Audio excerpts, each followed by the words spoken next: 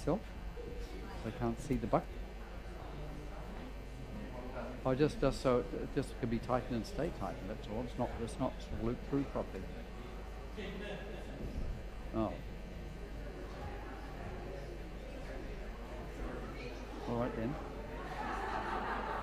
Oh, just reasonable. That's all right. That's good. Yep. Right. Thanks. Good.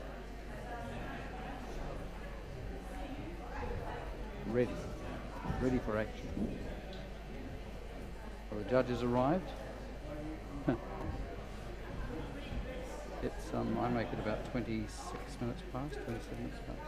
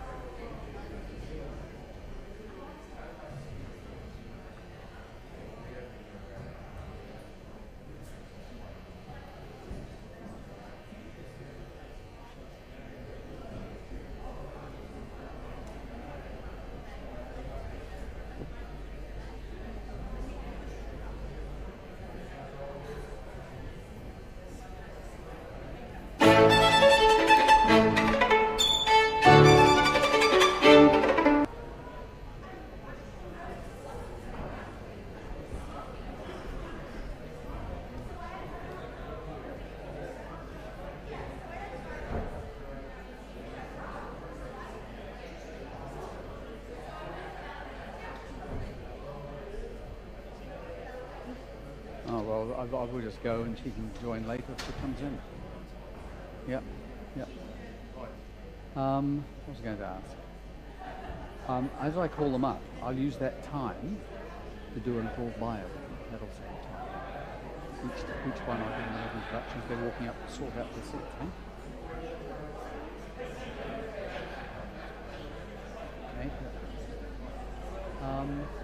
Okay. Are they turned on?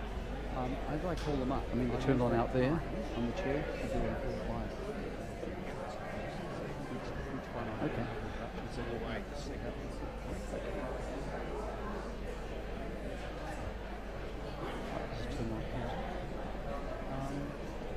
Are they turned on? How do I call them up? I mean, they're turned on out there on the chair.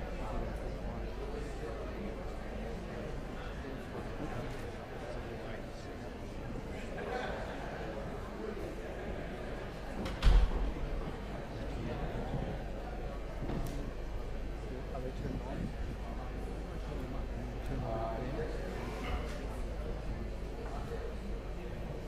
Good afternoon, everyone, or good evening. What do you call it in Queenstown this time of the day? Yeah. Evening? Welcome to the Michael Hill International Violin Competition number 7. And this is the time we find out about the judges. We did this last time, and it everyone, was so or good successful. evening. Found What do you out call all it in sorts of things Queenstown that you this time of never the day? see in their Yeah. written bios Evening? or CVs. But because this is Welcome being to the Michael streamed Hill live International around the Violin world, there may be a Competition number reticent. But what I'm going to do is invite them up one at a time, so you can see them. And as they come up to the stage, I'll tell you just a little thumbnail sketch about them before we get into finding out what makes a judge. So first of all, I'd like to invite, it's all in alphabetical order, Christian Altenberger from Austria. So, Christian.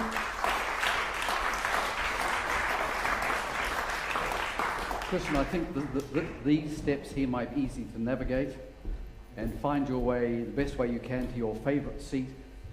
That's mine. Thank you. Now, Christian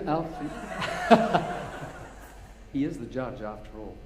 Christian Altenberger, obviously from Vienna. He studied music at the University of Vienna and Juilliard. He made his solo debut when he was only 19 at the Musikverein in Vienna, and then very soon afterwards he was working with top orchestras. You can name them all: Berlin, Chicago, New York, LSO, the Vienna orchestras, of course, the Concertgebouw in Amsterdam, with conductors like Abado, Dr. Nani, Lippbein, Vienna, and then very soon a number of very, very famous people. One of the things he does is champion contemporary music, and we might talk about that as we go along. Now, the next judge I'd like to invite on the stage is James Ennis. James, if he has any energy left after playing the Elgar last night. James is from Canada. He's quite young, really. He's born in 1976 in Manitoba. And he started studies from the age of 4. And only when he was 11, he won the grand prize in strings in the Canadian music competition. He made his solo debut at the age of 13, youngest fellow of the Royal Society of Canada, and I could go on and on. He's made so many recordings of all sorts of music, from Bach through to Adams, Bartok, Tchaikovsky, Britten, Shostakovich, Grammy Award for his recording of the Elgar. He has his own chamber quartet, the Ennis Quartet. So that's James Ennis. And Ida Kavafian, who should be well known to you. If you listen to the chamber music from Lincoln Center in recent broadcasts on Concert FM, you would have heard Ida playing. It's very bright. I'll try and shield her. But Ida, she had tuition from 6. She graduated from Juilliard with honours, and she's now on the faculties of not just Juilliard but Curtis and Bard colleges. She's been on many competition juries, so this sort of thing isn't new to her, but of course Queenstown at this competition is. She adds to her classical music bluegrass, new works, Toru Takemitsu, Chick Corea, jazz. Goodness me, what a broad background Ida Kavafian has. Now somebody we've met in this hall before, Ning Feng from China, who won the competition 3 competitions ago.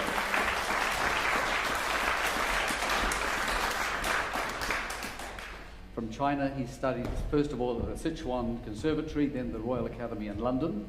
In 2006, he won the Paganini competition, and this one in 2005. He has a growing international reputation, and just fairly recently, he went on tour in China with the Budapest Festival Orchestra under Ivan Fischer. All right? Yes, fantastic. Now, Dean Olding, who's been here many times.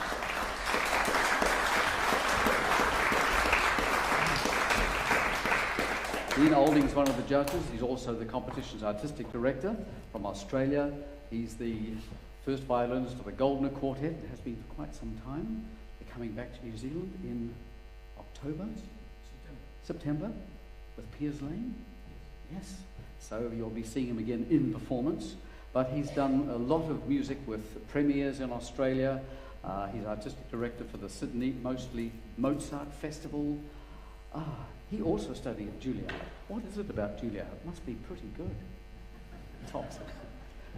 And now, Helena Pohl. Has Helena arrived?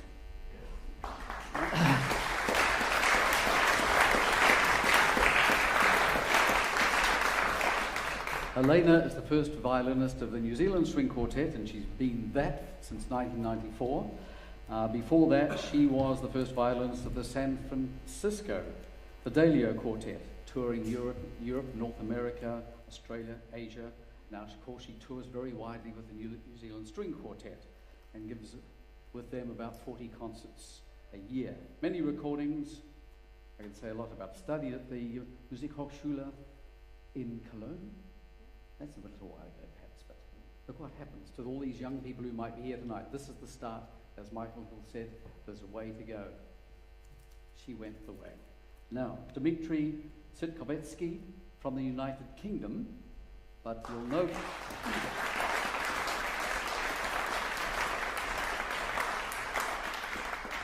You know from a name like that, he wasn't born in the UK. In fact, he studied at the Moscow Conservatory before moving to Juilliard. He has a very wide range of musical interests. He's a violinist, he's a conductor, he likes chamber music, he's a festival director, and he's been soloist with many leading orchestras, Berlin, Los Angeles, Leipzig, London, Chicago, and I could go on. And he's been in many festivals as well.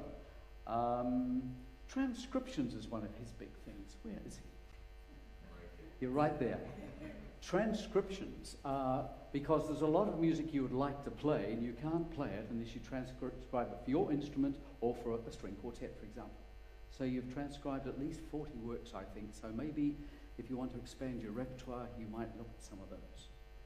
Now it's time to find out what makes a judge.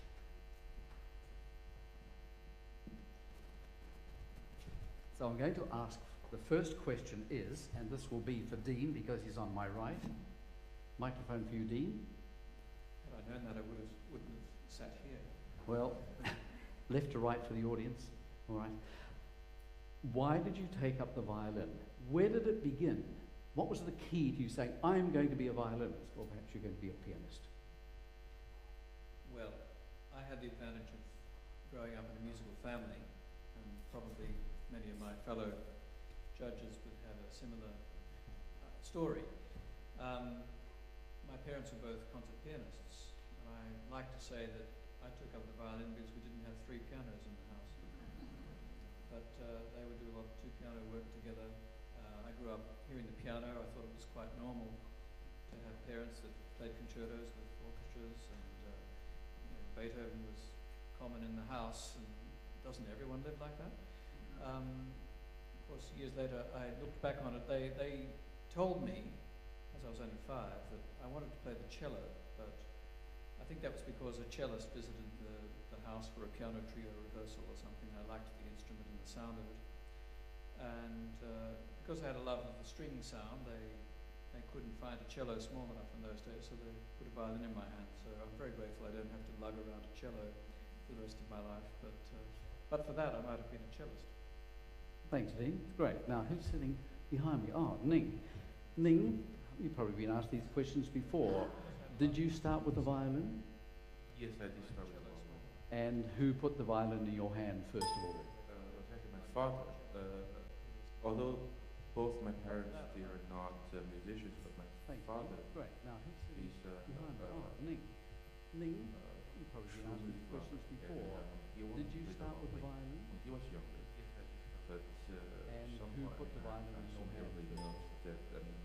At that time in China, both my parents were not musicians, so it was like he wanted me to fulfill his dream.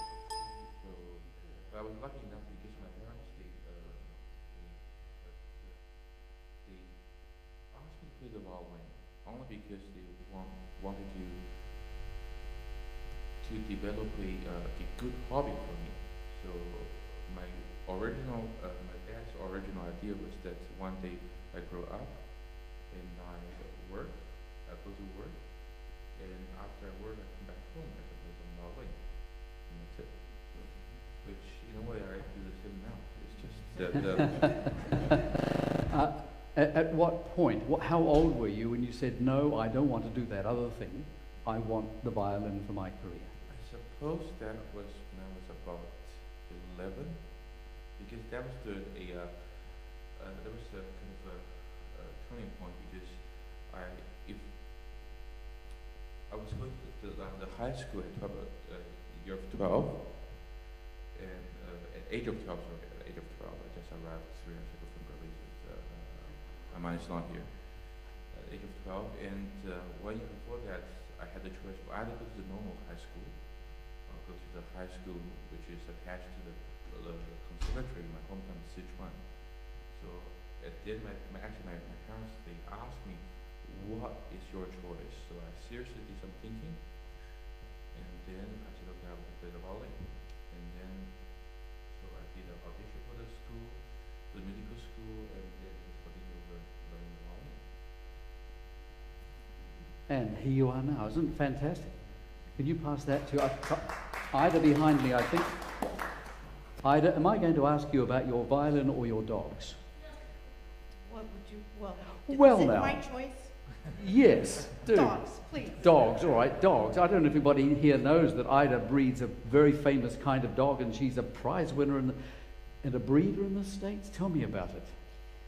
Well, you know, I went to a festival in Nova Scotia, and I met a Vizsla, which is the breed that I have this passion for. And his name was Max of Halifax, and I'll never forget him. He was smart, beautiful, and extremely affectionate. So I made the mistake of saying, oh, someday I would love to have a dog like this. And so the director of the festival found me a puppy, talked the breeder out of this puppy, 10 weeks old, and surprised me. It's a really bad idea that turned out to be wonderful. So that was in 1985, and I've been breeding and training prize-winning Vizslas since then. The one in the picture with me is Billie Holiday, and she's the national champion from 2007, and she was also the #1 Vizsla in the United States in 2003. How do you balance violin practice with having a dog? I mean, doesn't the dog react or try to sing with you or anything like that? They prefer to go in the room where my husband is practicing. He plays the viola. Oh. You must play group music, ensemble music in the house as well, if there's a viola there too. We have a whole quartet going. And the dog, a quintet, right? No. Well, I'll ask you another question in a minute, but I'll get on to James next. Thanks, Ida. Now, James, you had a very young start in music in Canada, and it's. Did you come from a musical family? Yeah, actually, I was thinking when Dean was speaking of his early years, it reminded me a little bit of mine, just in that my father was a musician. My mother had ballet school, had been a ballet dancer, so I was surrounded by the arts, and I was surrounded by people that took it very seriously. You know, I think we've heard now two different things, where one person, where music was always seen as a professional pursuit, and another for whom it was originally meant as a hobby. And for me, it's funny looking back, because it didn't really register until a few years ago when I was talking to someone about my early years that I didn't know any amateur musicians. I only knew professional musicians, and I knew a lot of professional musicians. So playing an instrument was something very, very serious sort of in my world, and I think that was maybe part of what drew me to playing. Is not only just I saw it around my world everywhere, but that it was something that big people did. So yeah, it was something that I wanted to get involved with from an early age. Was it always violin? Yeah, that was what I started with, and it was a bit of a mystery in the house why I picked the violin. So my father's a trumpet player, and didn't really know any violinists, but I think I must have seen something on television. I remember as a very little boy seeing Perlman on Sesame Street and thinking, that guy is really cool, I want to be like him. So Michael Hill, where are you? Is that 30-year dream? Yes. Fantastic. Thank you, James. Now, Helena, been in New Zealand since '94 now, and goodness me, what does it feel like being a judge in this competition? It takes me back actually to my first visit to New Zealand, because my first visit was to compete in the precursor of this competition, the Lexus competition '92, and so I'm just right back in that, brought back to all that feeling of coming to this country for the first time, how amazing it was, and the whole thing about having prepared all this And when Michael said, you're all winners, I mean, the fact is that just in preparing for a competition, you've already won. You've already gained all that, and no one can take that away from you. So it's really, for me, that's a nice thing to be reminded of. So competitions for you back then were a very important stepping stone to where you are now? They just made me practice like nothing else. Absolutely. That was great, because I grew up without that sort of thing. I grew up in a family of all scientists. I thought everybody was a physicist, not a musician, when I was a kid. But I grew up with Suzuki. So hearing a group of Suzuki kids at 4 and a half, my mom said, you want to do that? I said, yep, tomorrow. So that's what I did, and then, but it was all fun, and playing in groups, and all that kind of lighthearted stuff. Did your mother expect you to do it for the rest of your life? No way. But here you are doing it, so that's fantastic. What does it feel like to be on the other side of the, the judging side, not playing but listening? No, it's a responsibility, and it's all about the music in the end. Thank you. Dimitri, you started off at the Moscow Conservatory, so I imagine in your early life there was music all around you. If you wanted to play music, you just did. Well, I really didn't have any choice, because of my father's side, I turned out to be the third generation of professional musicians, but on my mother's side, the fourth. So I have an interesting artifact. It's a baton that was given to my great-grandfather, which proves that he became a professional musician in 1889. So it's a lot of years. So the only choice I had was between the piano and the violin. So everything else was pretty much predestined. So that's why I did a lot of other things besides the violin playing. Probably to compensate. What were these other things? What were these other things? Well, I did a lot of things in music besides the violin. As you said, one of my hobbies is do transcriptions. I directed festivals. I do a lot of projects, some with music related and some not.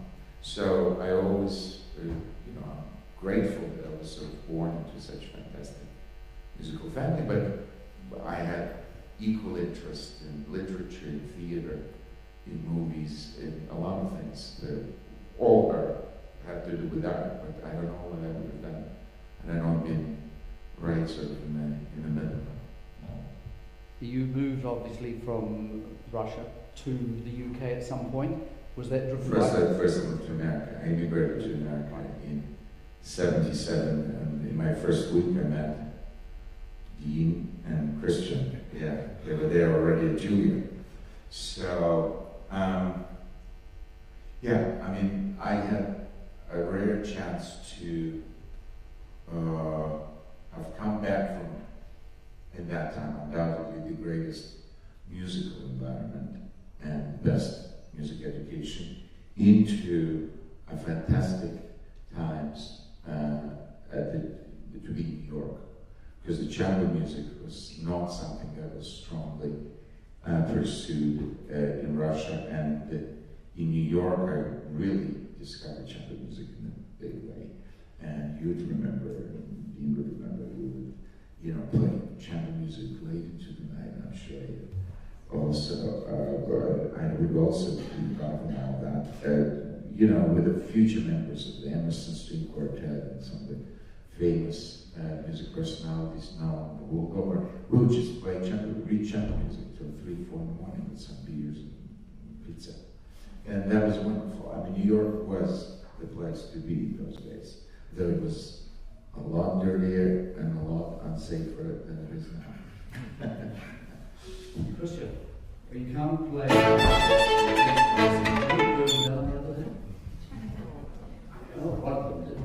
Anyway, now we're here to play music, and Christian, let's hear what it was like when you first played the music for 1890. One of the most famous concert halls in the world. You can't play. Most famous and most beautiful concert halls. Anyway, we're here to play music, and Christian, Being from Vienna, let's hear what it was like more exciting to turn from the most famous concert halls still studying at the time. play. I was famous coming back home, and curious how you have done in those years away from Vienna. So it was an exciting experience. What you planning to do? I played recycling. Bildungsmarkt, Frank's curious how you have done in those years away. And we'll be hearing some of that this weekend, and you'll be saying, I remember when. That's terrific. Now, you are also running a couple of festivals in southern Germany and... one is in Germany, one is in near Vienna. Yes. Near Vienna is very kind of special profile. It's a very famous wine town. You are also running a couple of festivals. Area they make up in southern Germany and... there's one in Germany, one near Vienna. It's a little bit like a museum for Vienna. It's not a museum, but it's like a place where you can see the wine, observe famous wineries. American architect Stephen Hall, famous architect, he built a wonderful center there for a museum. They present all kinds of things. And place we do this festival every year. Always presenting a contemporary composer, Americans in literature, Hall. Also there's an exhibition of paintings going along with this festival. So it's a very special occasion. So you have a range of interests as well. I'm interested. Yes. Yes. Yes, and this is worthwhile having a range of interests. So these young people who are being judged this weekend, you'd say, well, if you've got a few other interests, add them into the mix. That's not going to detract from the musical career. Very special. I personally always have enjoyed you have a range of going to interests the theatre a lot. I was also married to an actress for a while. So I love this whole thing. Yeah, and I think it's because being interested in other forms of arts helps your own dealing with your own music that you're working on, and gives you a little bit more broader view of things. Maybe Elena now, I'd like to ask Elena a question. You pass on the microphone. Elena, there are times along your career where things happen and you say, I don't want to go on with this. Stumbling blocks. Did you have any? I mean, these people who are now hoping to have this 30-year vision that Michael gave them, no matter what, but there are stumbling blocks to overcome, right? Well, sure. Well, for you, was there ever a block? Well, I know what you're getting at. I'm getting over breaking my finger. That's what you're getting at. Oh, really? Yeah, it was not. Is that why you asked this question? No, well, there are all sorts of reasons why there's a stumbling block, and that block is an injury. Yeah, I was thrown off my bike by a door opening in February. Yeah, I got a compound fracture in my little finger. So, yeah. How do you overcome that? What the biggest thing is here. The biggest thing is, no matter what doctors say, you follow what you want to achieve and how you're gonna. You're not a statistic. You're not like, oh, 30% chance of this, 40% chance of that. No. You've got to go for what you envisage is going to be your solution or end result. So, a lot of meditation, a lot of different doctors and other kind of practitioners. Like, there's a lot more out there than what they call evidence-based medicine. But do we need to get into this? No, we don't. As long as you've got the long view, you will succeed. That's what it's about. Yeah, I suppose that's true in absolutely everything you do. You have your goals, but then really important is to, no matter where you are, to enjoy what's good about that moment. I never realized how fantastic it was to have 4 working fingers on my left hand until I didn't have one of them. So, bit of gratitude is a great start to every day. Great. We go to James. James, what was the big break in your career? Was it a competition or was it something else? I don't know. I'd be curious to know how the rest of my colleagues feel about this, but I think that sometimes from an outside perspective, people will see an event in another person's life as being a major break, but really when it's your own life, your life is a collection of millions of moments that are all so interrelated. It's very difficult to say. There have been wonderful people in my life that I've met that have been very helpful or inspirational in all sorts of ways, and there have been moments that I suppose from a somewhat objective point of view would appear to be points of interest, along the development of my career, but I think that it's very difficult for me to put a finger on anything. I think one of the best things about a life in music is that wonderful feeling that any day can be a special day, any concert can be a special concert, any meeting with another musician can be an inspiring moment, and you never know which things you might take a look at your concert calendar, as a young person, and got a few concerts, and you say, well, this is the important one. This one could be my break or something like that, and maybe it will be, maybe it won't be. Maybe there will be some concert, maybe there'll be some informal chamber music reading at some person's house that somehow becomes an important event for you personally, for your development, for your understanding of music, for your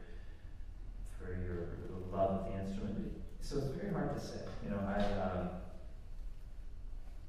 How's that for not answering your question? Name me one event, one person who was key for you moving on.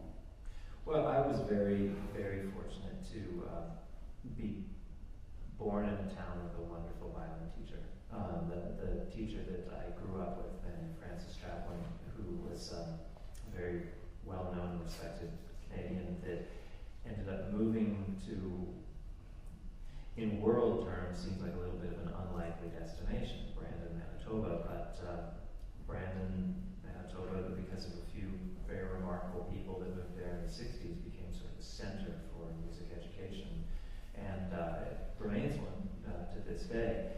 And to be born in the town of this wonderful, inspirational man who was not just a great teacher, but really a wonderful person, became one of the most special people in my life. And I think that that's one of those bits of circumstance that was entirely out of my control. It was dumb luck, and I can't imagine that my life could have followed anything close to the same trajectory that it has without him in my life.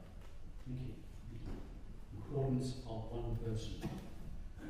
Ida, I'll give you the microphone next to you right there. Was there anybody in your life that set you? You come from a musical family, don't you? I do. Yes. So there was music there anyway.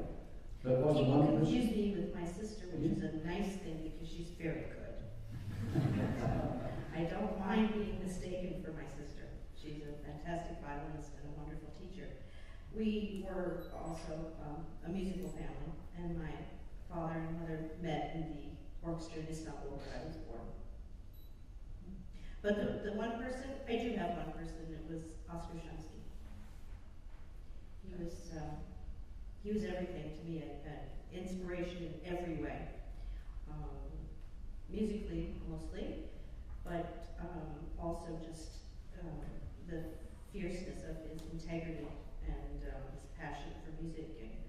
And that was a big deal for me, and I did switch teachers to him early on in my time in Juilliard. It was the best thing I ever did. Now, people who start off learning classical music, to give it a term, then suddenly discover other kinds of musics and get involved in them like you have. What was the reaction to that? I mean, get involved in jazz and a whole other things. Well, I can't really claim to be very good at any of those things. Oh. I don't even claim to be that good at what I really do. But anyway,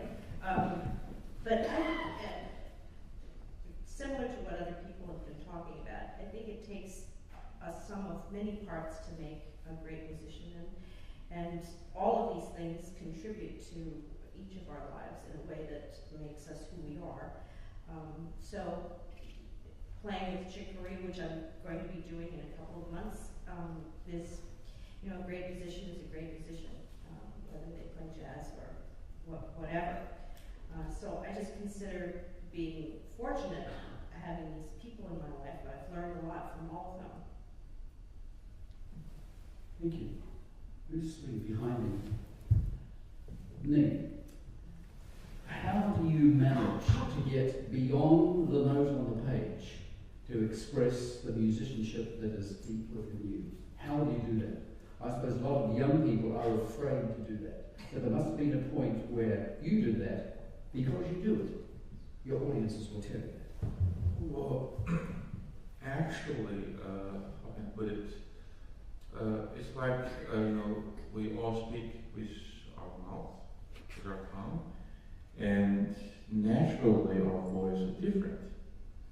So, in a way, I feel the same thing also. I tell young people now, I said, don't try to imitate somebody, don't try to copy somebody, because, or there are actually times then, I mean, quite a lot of people actually try to be different, or try to be different to some kind of outrageous thing, I would call it. But I always say, because you are yourself, it's like your voice, you talk, you know, like sometimes we pick up the phone, we don't know, before our mobile has the caller's ID thing, we pick up the landline phone, and immediately we don't know who's calling, because the voice is their identity. And in music, I think it's the same way.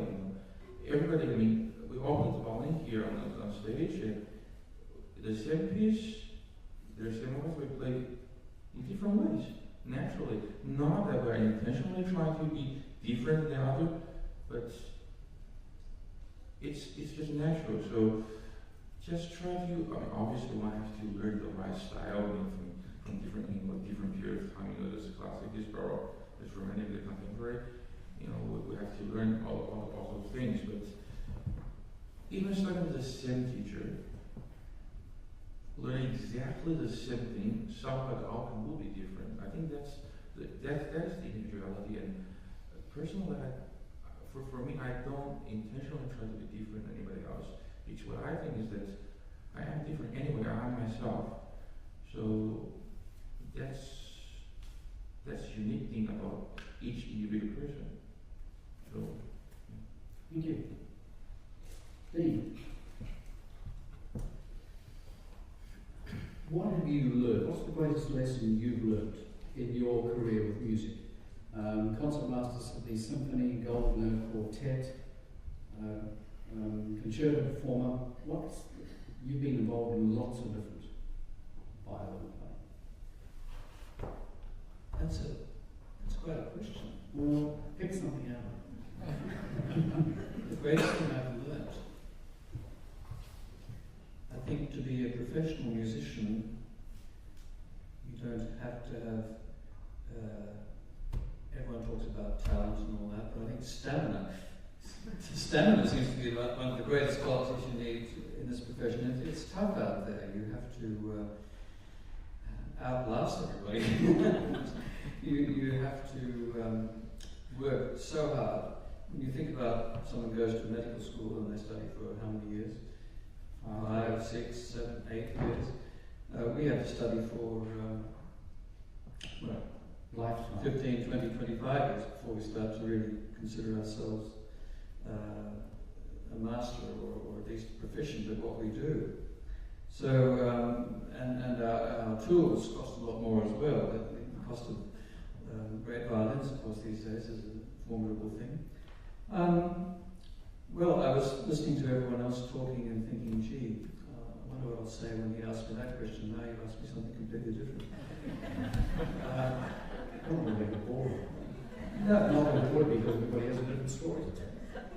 what is most important about music? Well, there's a great quote about music, that is, that it expresses, how does it go now? I know I've forgotten. It expresses that which cannot be said, but upon which it is impossible to remain silent. And I think that's the importance of music in our society, and we would be so much poorer if we didn't have this kind of thing. And constantly in modern society we're being asked to justify the arts and music in this case. And I think it's important to have an educational base in the music educational system that enough people in society really appreciate what we're doing. We're bombarded by music videos and pop culture and things which are ephemeral largely. And we are part of this heritage of great musicians, the Beethovens of the world and so on, that are not ephemeral and they're everlasting. And we are the caretakers of that, which I said in my speech earlier, pertaining to violinists, but it's also true of our whole musical culture, that we are the exponents now of that. Custodians of the art. Custodians of that. And it's a shame that we are constantly brought up against the people who are bean counters, who say, well, you know, why should we support this orchestra? Why should we support this kind of thing when only 10% of the population listen to it? Or what about the other 90%? Well, that's a very big question, which I think many people will have answers to. But I've just discovered the importance of music to our lives. When I've had difficult times in my life, you sometimes would go and listen to a piece of music or perform a piece of music with a greater depth of understanding than what you had before. I'm thinking of personal tragedies in my life and having to play Opus 132 string quartet of Beethoven with his incredible slow movement, which is about 18 minutes. I think it's about his longest slow movement in the chamber repertoire. And it's about Beethoven recovering from an illness, and it's in 5 basic sections. There's a hymn-like section, and then a faster section, which he writes on the music with no craft. He's recovered from his illness, and it's so life-affirming somehow. And then he comes back to this very profound music. Again, this new strength that he's found in the faster section. And playing that particular piece of music is one thing I can remember as being so profound. It's hard to control your emotions when you're on stage in that state, playing such a piece of music. There are certain pieces that really touch you like that, and you almost expect that if you don't have tears in the audience at the end, you haven't done your job properly. Because music is such a different art to, say, a painting on the wall. I don't know of many people who can look at a painting and be moved to tears. It is possible, and I've been overwhelmed by some architecture and some great work of art, and I think of how that particular artist struggled and strived, and that brings a well of emotions. But there's something about listening to a Mahler symphony or another great work that can really bring emotions so close to the surface. So I think it's plumbing the depths of humanity. Thank you, Dean. I'd like to go to Dimitri, and I want to get onto this business of transcriptions, because the repertoire, if you take it as it is this big. But if you think of the whole world of music, and maybe you can take some of that for your instrument. Yes, not only to your own instrument, but you know, in general, if there was an indication of what could be transcribed, and there, in general, there are 2 types of transcription. One, the miniatures and the masters of them were certainly violin repertoire, Chrysler, and Heifetz. They wrote fantastic pieces, of course, incredibly well written for violin, but also virtuoso writing for the piano. But usually they reduce, let's say, the movement of the symphony, or from a bigger, format, from a bigger orchestration to violin and piano, most of them. And so those are the miniature, and I'm mostly of the expansion type of transcriptions. When you take a piece, let's say, for keyboard, and then you transcribe it for string trio, or you take a string trio and transcribe it into a string orchestra, and so forth. For me, for instance, apart from the Goldberg, which is a special story anyway, and it's sort of Tell us about the Goldberg variations. Okay, so. Please. Well, Goldberg's was the very first transcription that I ever found myself doing, and till this day, the best time I've ever spent, 2 months in a row. Most glorious time I've spent in the company of Johann Sebastian Bach and Glenn Gould, because it was definitely direct influence of Glenn Gould's latest recording of it that came out in '82, which was the year he died, so I never met him. In '83 I discovered that recording and I became quite obsessed with it. So I started listening to it, and at that time I just finished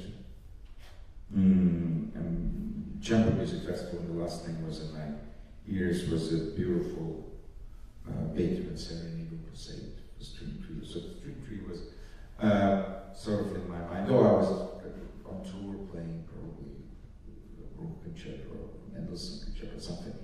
And I remember I bought the score, of course the original, and I was listening, and it occurred to me that for most part, the Goldberg variations are written for 3-part counterpoint. So just as an exercise of my own, so because being a string player, I just wanted to be part of something that I was completely obsessed with. And that 2 months later, it was done. And then I asked my colleagues, one of whom I just spent 2 weeks as my soloist in China, MHIVC, and Gerard Cosset, wonderful French violist, who I also earlier this year, after quite a few years, we did the Goldbergs as well as some other things. And so I asked them to do, just to sit down, because they were in my house anyway, rehearsing some other chamber music. It was probably at the beginning of '84, it's '83. I just wrote it. And then they were really very reluctant to do it. Said, Goldberg variations, you got to carry 4th Street. No, just will never work. And that was the reaction of my own managers at that time. I remember Columbia Artists was a wonderful manager. Sam Neufeld, you might have remembered him. He was one of the great late managers that there was. He was completely dismissive of the whole thing. But look, 30 years later, an army of string players playing it. And so, you know, it proved to be, I really didn't want to prove anybody wrong. I just wanted, it just had to come out. And the rest, it just was, but in the meantime, of course, I got addicted to this activity. And I must say, if anything gives me more joy or sort of continuous quiet joy, because there's no public, when you, it's very private exercise when you do. I just completed something which was already a commission for the Vermeer Festival for this summer. Something I wouldn't have done myself, but anyway, I just did that. And also, just a parallel activity that I have, I enjoy tremendously. Now, I just mentioned at the beginning, what usually the indicator, if I hear, for instance, I heard Dohnányi Serenade before you even played it. And to me, it sounded like it was bigger than the orchestration was originally put in. In other words, the jacket was a little bit so small, and the material, so I made a string orchestra arrangement of that. And so forth. So when something, a piece of music seemed bigger than the original, I always felt compelled to do something about it. Not that I managed to do all of my secret desires, but quite a few I came to it. Thank you. Christian, a number of you here are quite involved in contemporary music.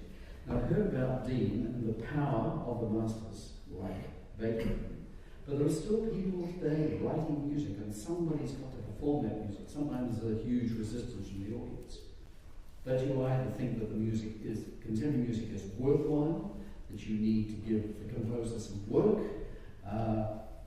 What is it? It's very important, is it? Contemporary music. Well, I think it's very important. You know, if you think back in the 200 years ago, people only played music that was written. At the moment, nobody cared about what was written before, and somebody even like Bach was forgotten until Mendelssohn discovered him again. So I think it's as an active musician, it's absolutely necessary to know what's going on nowadays, and you know, to form an opinion of what you think is good and what is not good. Because if you're not, as a performer, if you're not thinking about these things or dealing with it, how can you expect an audience to deal with it?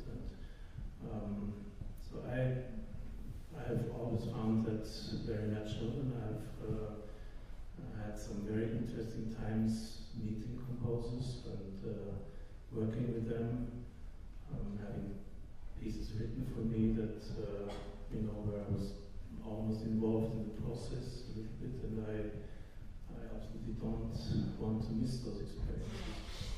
Do you have, like other composers like Brahms and so on, have to go to a specialist violinist to know how to write for the violin? If I would come to you and say, look, I want to do this piece, what do I do? I think Brahms, if you met Brahms, he consulted people, but in the end he always did what he wanted to do, I think so. I think a good composer knows how to write for an instrument, but I'd still enjoy the feedback of a performer and you know, be open for suggestions maybe, or you know, or maybe I've had incidents when people ask me, well, is that really going to sound good if I play this and write this in this way?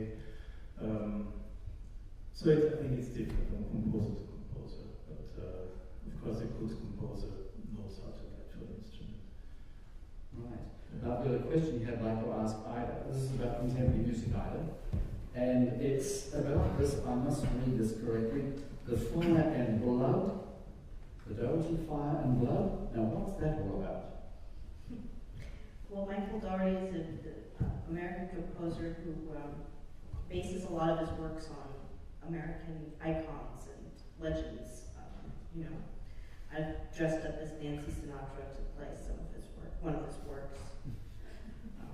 It was when I was a little younger. Anyway, he was composer in residence with the Detroit Symphony, and he saw the murals in the Detroit Institute of Art painted by Diego Rivera. And of course, Rivera was married to the great artist Frida Kahlo. So he based this piece on their lives and the painting of these murals. And it was particularly meaningful for me because I grew up in Detroit. And I remember we had field trips to the museum, and I would stand in that courtyard and I would just be mesmerized by these murals. So it was very meaningful for me to play in, you know, with my hometown orchestra, this brand new piece, which is a great piece, by the way, and I've played many, many times since. But it was a great experience and continues to be. Thank you. What's best, James? The recording studio, the concert performance, or being a judge?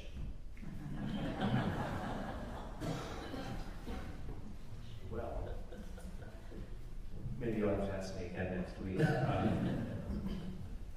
I think as far as performing versus recording, I would guess that probably all of us have different attitudes towards recording. That I would think to a certain extent would be based on the importance that recordings play in our own lives, or continue to play in our own lives. For me, I grew up in, as I said, in Brandon, Manitoba, which is a very musical place, but it is kind of small and it is quite isolated, though that is where I first met Dimitri in, I think, 1984. We were very lucky to have him come out with a visiting orchestra. But I think for me, with a few notable exceptions, my introduction to many of the world's great musicians was through recordings. So recordings took on a special importance in my life, and I think that's why at this point in my own life, where I'm fortunate enough to have opportunities to make recordings, I like the idea of them because I know from firsthand experience how they can reach people in places that, as a performer, you just simply can't be everywhere. You know, if you can have a pretty busy season and only reach just a handful of people compared to the number of music lovers throughout the world. So I think that recordings are special, but ultimately live performances are really, to me, what are the most magical experiences. And they're very, very different in my mind. I mean, I think that the way that I would approach a live performance and approach a recording need to be somewhat different. In a recording, you can back up. You know, in a live performance, and you can make this kind of weirdo existential argument that in terms of live music, it never really exists at all, because as soon as you process it, it's only a memory. You know, it's you're constantly remembering what just happened. And you know, it's been an interesting development now with so many live recordings being made, and you know, I've heard of places where you can buy a CD of the performance on your way out of the hall. And I sometimes think of some of my favorite performances that I've been to, where I think I'm glad I don't have a recording of that, because things happen in live performances, and they affect you.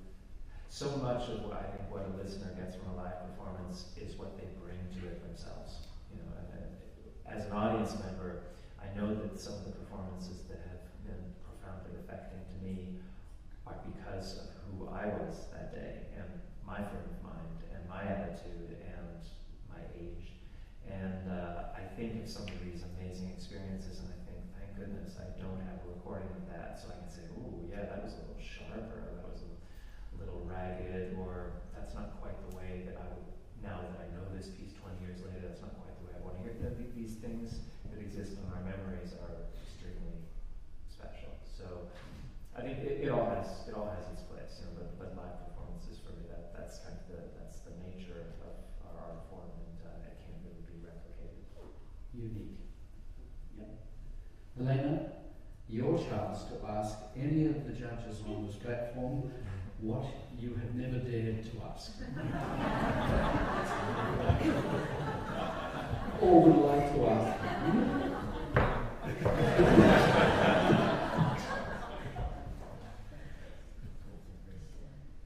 Are you floored, are you? Would you like me? I mean, not usually speechless, but I'm speechless. Well, if you feel that you've got to think about it, you can pass the microphone to anybody you'd like to give the challenge to. What are you going to say? I was not going to say, I said, you don't have to be so far, you can keep it clean. You should ask a question in a couple of days' time when we've all gotten to know each other. Anybody have a question they'd like to ask another one of the jury here about? Yes, Yeah, maybe. Dean has something he'd like to ask.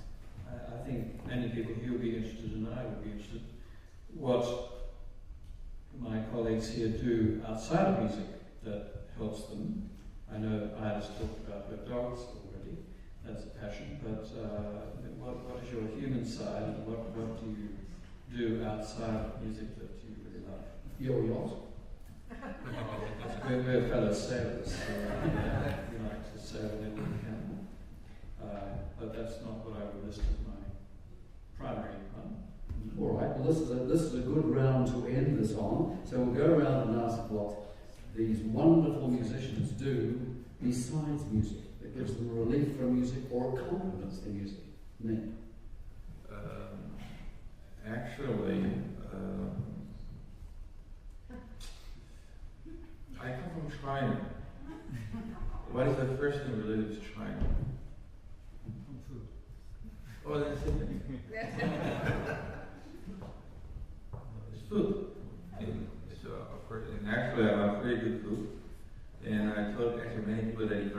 violinist, or I'm going to cook.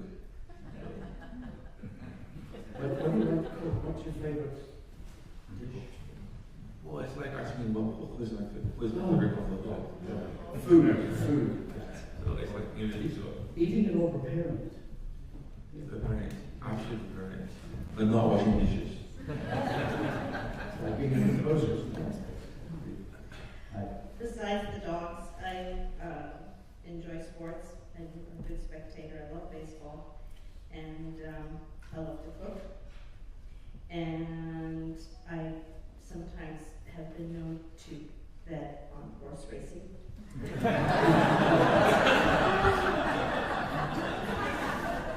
Well, my favorite thing to do is spend time on Dean's boat.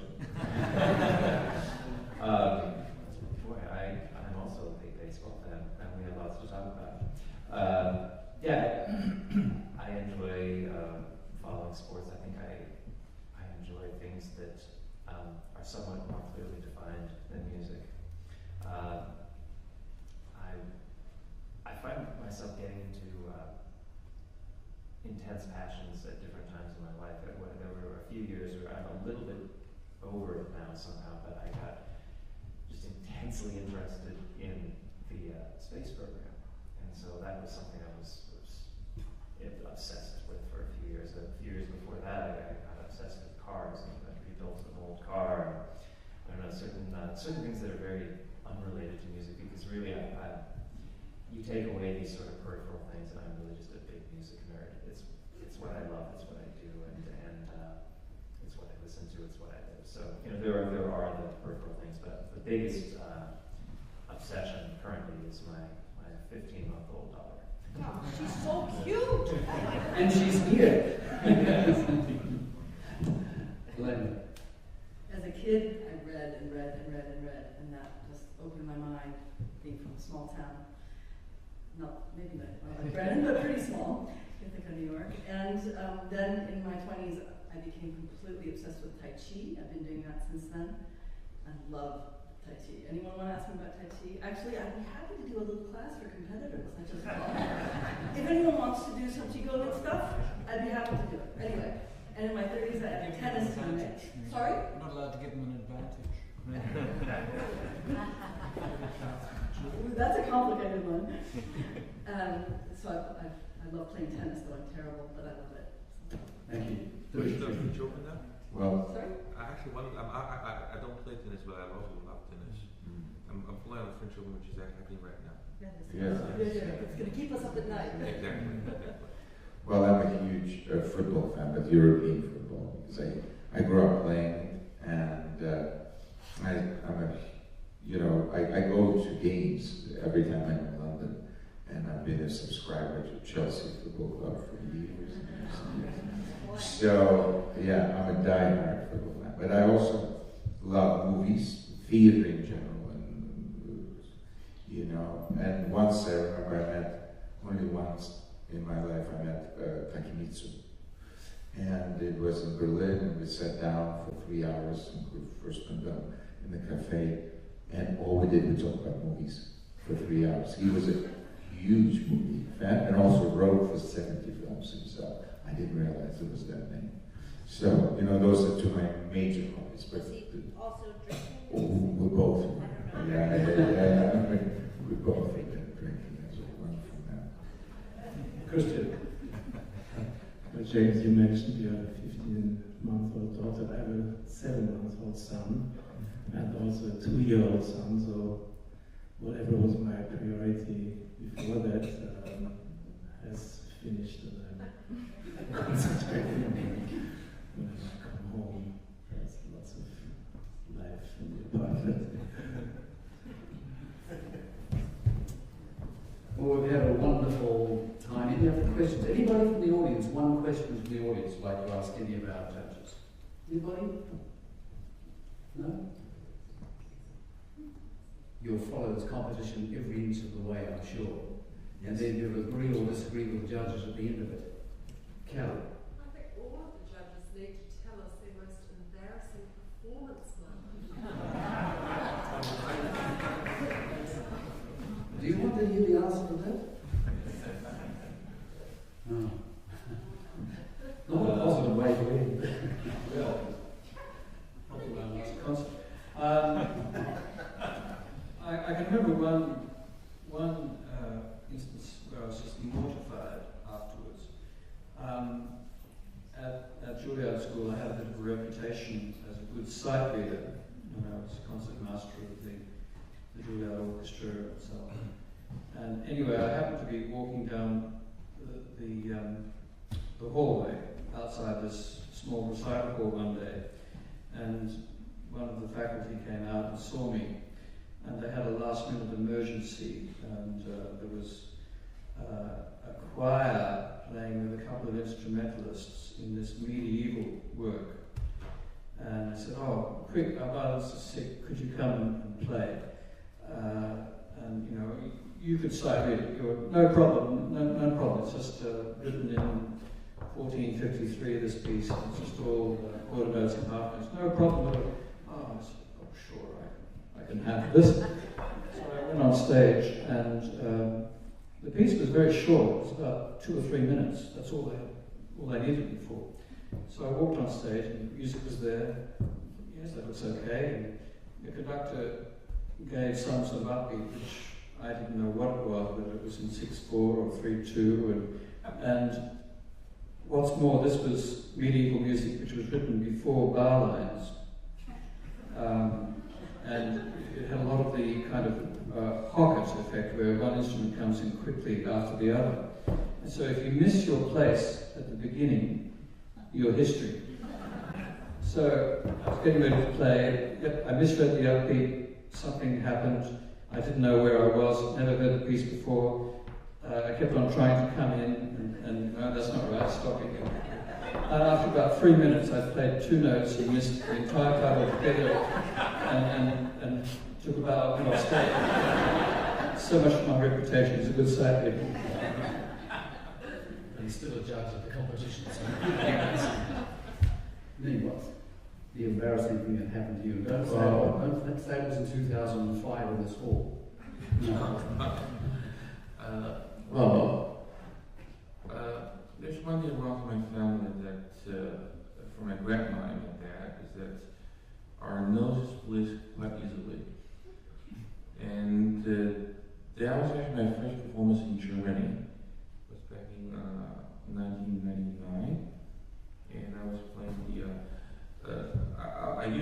Then I was living in London, and the humidity actually, is higher than German. Germans get pretty dry. And especially in that kind of environment, that it's really that my nose actually bleeds. So, and I was playing this Laos Symphony Español, and I was giving too much into the first few notes. So after the first introduction, I said, "Oh my God!" And actually having played the first movement, I don't know if you know the melody is bam bam bam bam.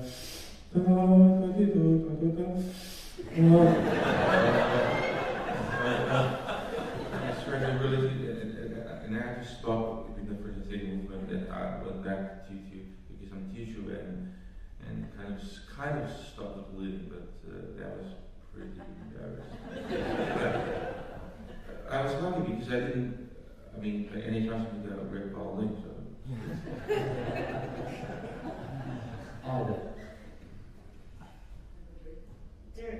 It's difficult to choose because there's a lot of. There was a zipper mishap. That wasn't good. So. And then there was I kept trying to swap. The zipper mishap, I think, was in South America or something, and the other one was in Germany in a concert. I was with the trio, and I kept trying to swallow, and I couldn't, and I was going to cough, and so this is really, I can't believe I'm just talking about this. All the saliva sort of built up in my mouth, and I spit up on JD.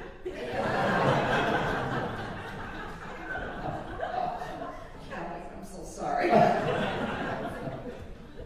See, these are the things you never see in these judges' bios, you see. You're lucky ones being in. James.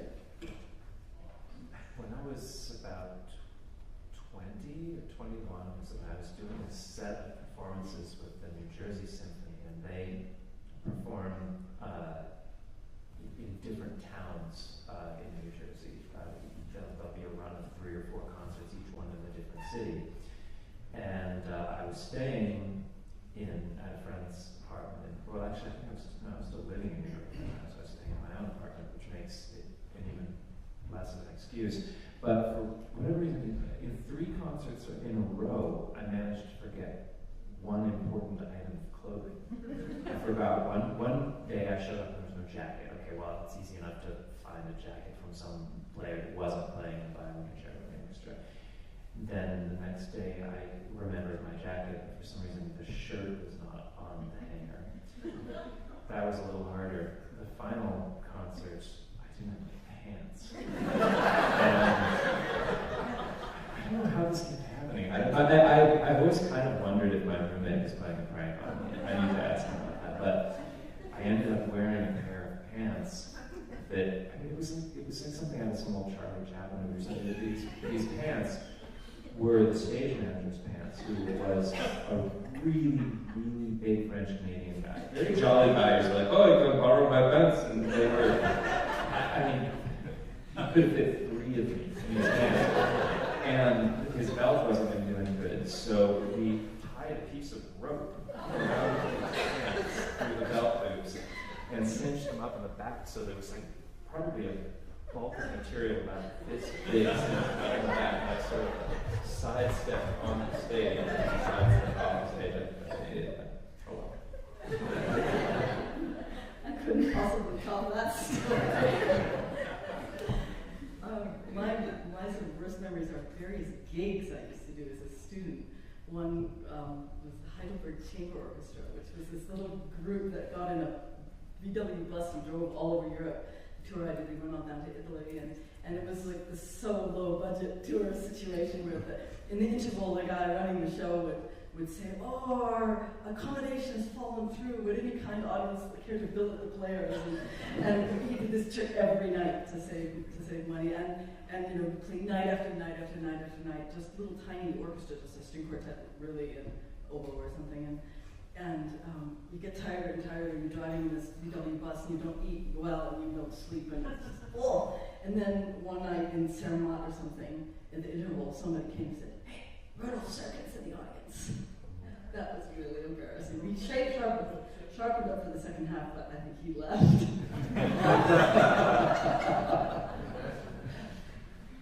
As Ada said, there's a great choice. It's hard to, I'm sort of torn between the jet lag stories and the broken string stories. Yeah, the broken string. Well, I've broken quite a few strings in my life, especially when I was young, I suppose. But it doesn't happen as often now.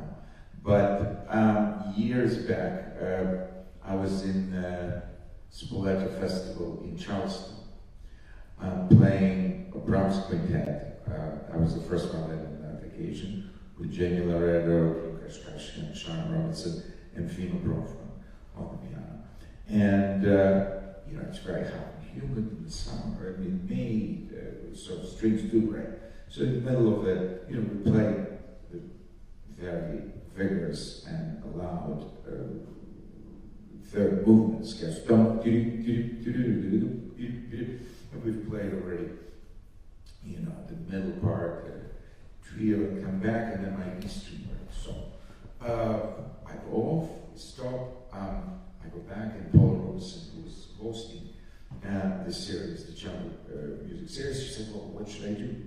I said, well, go tell the story about, you know, broken strings while I'm changing.